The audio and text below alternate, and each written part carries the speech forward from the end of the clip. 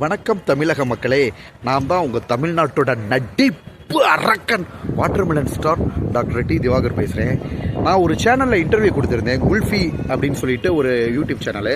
அதில் வந்து பார்த்தீங்கன்னா நான் சூரிய அண்ணாவை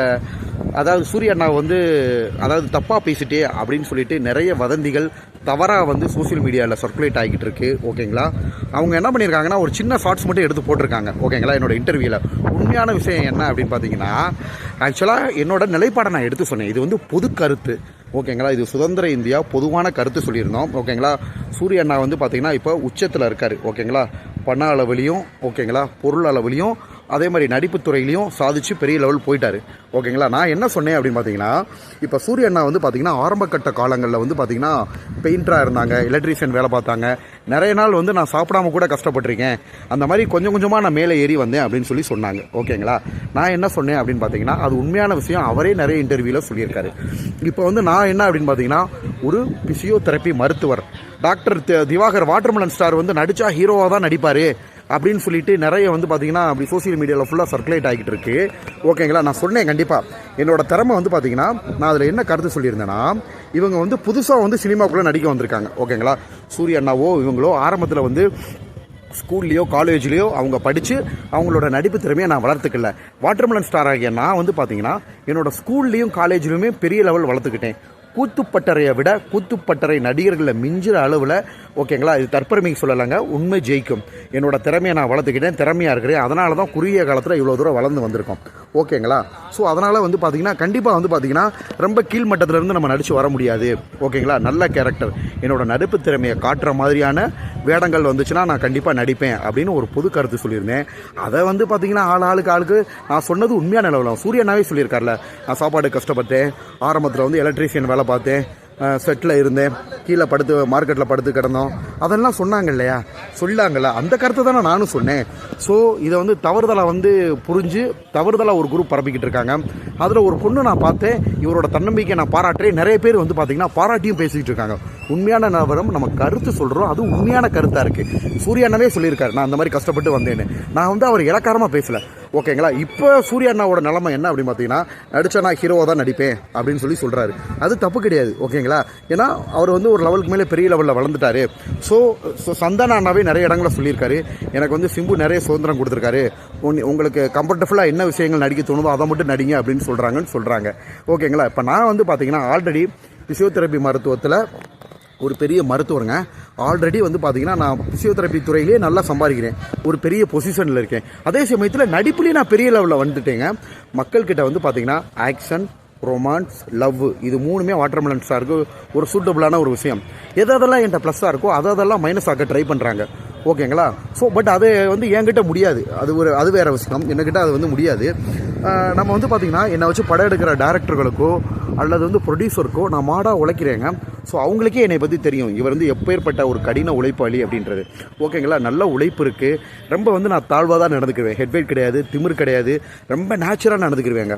ஓகேங்களா, அதனால தான் நான் குறுகிய காலத்தில் மக்கள்கிட்ட இவ்வளோ தூரம் ரீச் ஆனேன். நான் வந்து திமிர்த்தனமாவோ தலைக்கணமாவோ அகங்காரமோ இருந்தால் இந்த லெவல் வந்திருக்கவே முடியாது. ஓகேங்களா, மக்களுக்காக திருப்பி சொல்ல வரேன், சத்தியம் என்பது நெருப்பு மாதிரி. எந்த ஒரு தவறான சர்ச்சைகளாலையும் வாட்டர்மெலன் ஸ்டார் அமுக்க முடியாது. நீதி நேர்மை சத்தியம் ஜெயிக்கும். நெருப்பு வந்து எரிஞ்சு உண்மையை காமிச்சிருங்க. ஓகேங்களா, ஸோ நடிகர் சூரிய அண்ணா வந்து பார்த்தீங்கன்னா அதோட ஒரிஜினல் நிலைமையை கருத்து சுதந்திரத்துக்காக தான் நான் சொன்னேனே தவிர அவரை மட்டுப்படுத்தி பேசலை. ஏங்க இப்போ அவர் கோடிக்கணக்கில் வீடு கட்டியிருக்காருங்க. நான் ஒரு பிசியோதெரப்பி மருத்துவராக இருந்தால் ஓரளவு சம்பாரித்து ஓரளவு இருக்கேன். அவர் பல வகையில் அவர் ஹோட்டலில் தாங்க நான் அடிக்கடி சாப்பிட போவோம். எங்கள் ஊரில் மதுரைக்காரர் சொல்ல போனால் அவர் வந்து எங்களுக்கு சொந்தக்காரர். சூரிய அண்ணா வந்து பார்த்தீங்கன்னா ஆக்சுவலாக என்னோட சொந்தக்காரர். ஓகேங்களா, ஸோ அதெல்லாம் நிறைய பேருக்கு தெரியாது. எதுவுமே தெரியாமல் நம்ம மக்கள் வந்து அப்படியே தப்பாக பேசிடுவாங்க. கருத்து சொல்கிறதுக்கு உரிமை இருங்க. இப்போ அவர் வந்து சின்ன வேடங்கள்லேருந்து நடித்து வந்திருக்கார் இல்லையா, அந்த மாதிரி இல்லாமல் நான் வந்து கொஞ்சம் கேரக்டர் நல்ல கேரக்டராக வேணும் என் நடிப்புக்கு. அதாவது பசிக்கு ஏற்ற சாப்பாடுங்க. என்னோட நடிப்பு பசியை போக்குறது கண்டிப்பாக டைரக்டர் பாலா. ஓகேங்களா, director Bala sir, director Shankar sir, அதுக்கப்புறம் வந்து மாரி செல்வராஜ் சார், கண்டிப்பாக வெற்றிமாறன் சார், கண்டிப்பாக அவங்களுக்கெல்லாம் ஏற்றால் நாங்கள். ஸோ அந்த லெவல் நடிப்பு திறமையை காமிச்சிருக்கோம். நடிப்பு அரக்கன் அப்படின்ற பட்டம் அவ்வளோ லேஸில் வராது. இப்போ லேட்டஸ்ட்டாக வந்து பார்த்திங்கன்னா ஆதித்யா சேனலில் கூட மகாநடிகன் அப்படின்ற ப்ரோக்ராமை நான் தான் தொகுத்து வழங்கிக்கிட்டு இருக்கேன். நான் தான் ஆங்கர். ஸோ இறைவன் வந்து கலைத்தாய் வந்து ஒவ்வொருத்தவங்களுக்கும் அவங்களுக்கு ஏற்ற பட்டங்களை கொடுத்துக்கிட்டு இருக்காங்க. ஸோ மக்கள் குழப்பமடைய வேண்டாம். உண்மையான விஷயம் என்னென்னா இது கருத்து சுதந்திரம். அது மட்டும் இல்லாமல் அவர் மற்றப்படுத்த சொல்லலை. சூரியனாவே நிறைய இன்டர்வியூவில் சொல்லியிருக்காரு இல்லையா, ஓகேங்களா. ஸோ நான் கீழ்மட்டத்திலேருந்து அடிமட்டத்திலேருந்து நான் வந்திருக்கேன், கஷ்டப்பட்டேன் அப்படின்ட்டு. நான் என்ன சொல்லியிருக்கேன்னா, நான் வந்து ரொம்ப கீழே இறங்கி காமெடின்ற ஒரு சேனல் அமுக்க முடியாது, ரொம்ப இறங்கி பண்ணக்கூடாது அப்படின்ற ஒரு விஷயத்தில் கரெக்டாக இருக்கேன், ஓகேங்களா. அதுக்கு காரணம் என்னென்னா, உண்மையை தானே சொன்னேன். ஒரு மருத்துவர் இருக்காருன்னு வைங்களே, மருத்துவருக்கு பல வகையான திறமைகள் இருக்குது, நல்லாவும் நடிக்கிறாங்க, ஓகேங்களா. அதே சமயத்தில் வந்து பார்த்திங்கன்னா, நான் உண்மையாக ஒரு விஷயத்த சொல்கிறேன்.